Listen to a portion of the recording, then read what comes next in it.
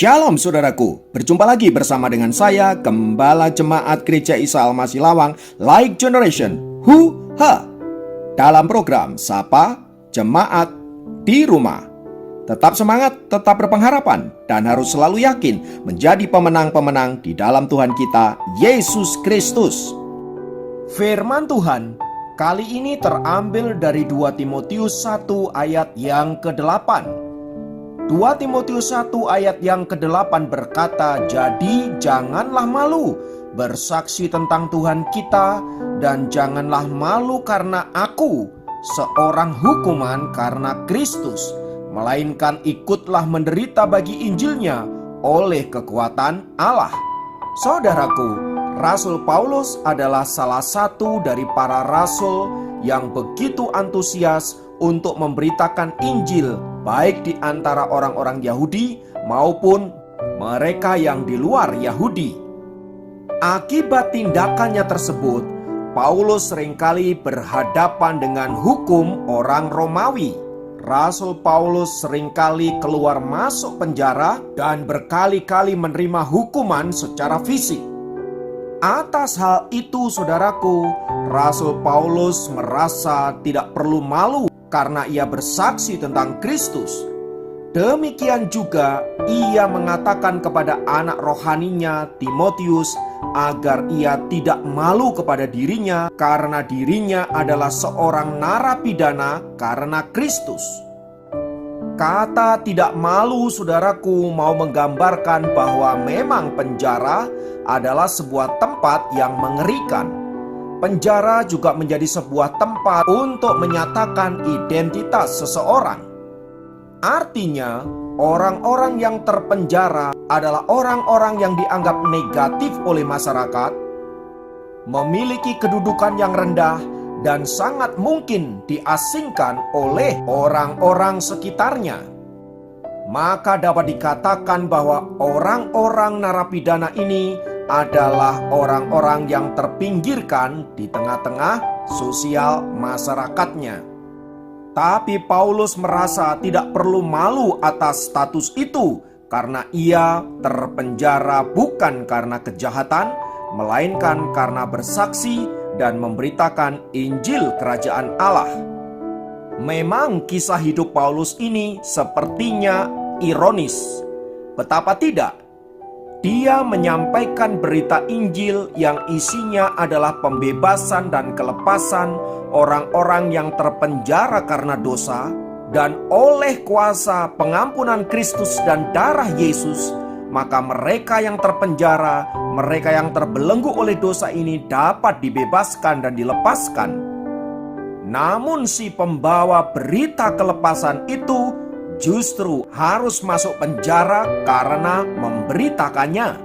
Namun meski kelihatannya hidup Paulus ini penuh ironi, dia mengingatkan Timotius anak rohaninya agar tidak malu untuk bersaksi tentang Kristus dan tidak malu kalau harus dipenjara karena Kristus. Berbanding terbalik dengan kisah Paulus ini, saudara-saudara, ada seorang pria yang bernama Joseph Ligon yang baru-baru ini dibebaskan dari penjara saat ia berumur 83 tahun. Ia dipenjara pada umur 15 tahun karena dakwaan perampokan dan pembunuhan. Dan sekalipun ia menolak semua dakwaan itu, ia akhirnya dipenjara oleh pengadilan kurang lebih selama 68 tahun. Dan Joseph Ligon merupakan narapidana remaja yang menjalani hukuman terlama di dunia. Dan saat ia bebas beberapa waktu yang lampau, ia mengatakan bahwa hidup di penjara bukanlah sesuatu yang buruk. Bahkan ia tidak pernah mengajukan grasi dan upaya hukum apapun agar dirinya bebas dari penjara. Sepertinya ia sangat menikmati hidup di dalam penjara dan ingin mengakhiri hidupnya di dalam ruangan yang berjeruji besi itu. Kisah Joseph Ligon ini sepertinya ingin menggambarkan ada begitu banyak orang yang memang menikmati hidup di dalam penjara dosa. Mereka enggan keluar dari situ, dan bahkan sekalipun ada upaya pembebasan, orang-orang seperti ini menolak pembebasan itu karena memang ia menikmati tinggal dalam penjara dosa itu. Orang-orang seperti ini mungkin dapat dikategorikan sebagai orang-orang yang ditetapkan untuk binasa. Binasa bukan karena Allah menghendakinya, melainkan karena mereka yang memilih untuk binasa dan menolak kasih karunia Allah. Saudaraku, sementara Paulus karena memberitakan Injil agar orang-orang berdosa dibebaskan, dia sendiri hidup di dalam penjara. Namun ada begitu banyak orang-orang yang memiliki hidup bebas di luar sana, tetapi sementara jiwa mereka terpenjara di dalam dosa, dan ujungnya adalah kebinasaan kekal. Ini mungkin dapat saya katakan sebagai sebuah ironi kehidupan. Tetapi apapun itu, saudara-saudara, berita Injil adalah berita kelepasan dan pembebasan bagi mereka yang terpenjara karena dosa. Dan kalau karena hal itu kita harus terpenjara, maka janganlah engkau malu. Dan kita tidak perlu risau apabila berita Injil ini ditolak oleh mereka yang hidup bebas namun jiwanya terpenjara.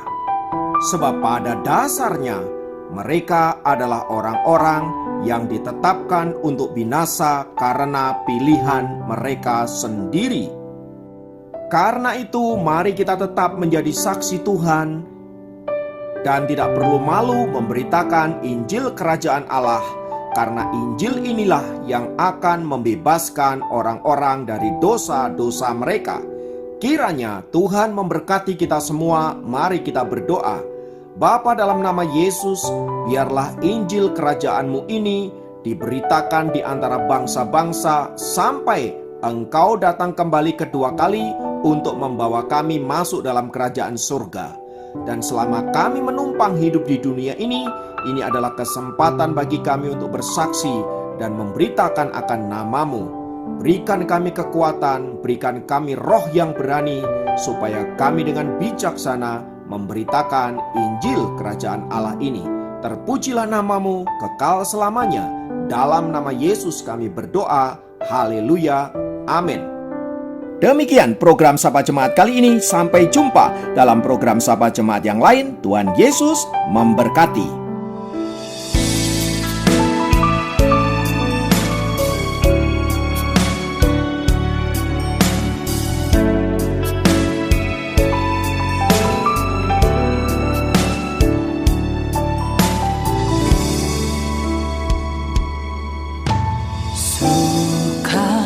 Citaku penuh, ku bermazmur bagimu, karena ku tahu ku telah ditebus oleh curahan darah-Mu.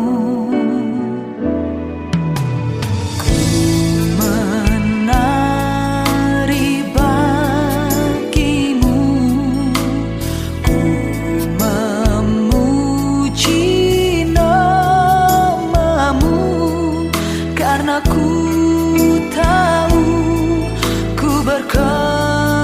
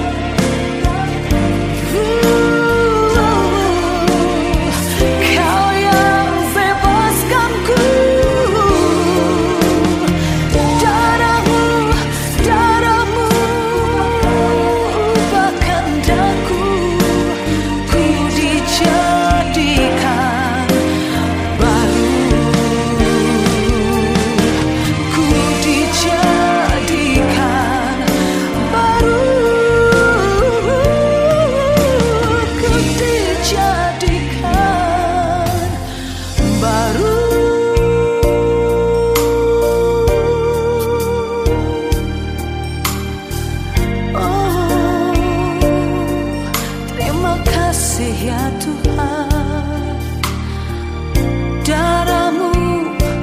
Darahmu cukup bagiku,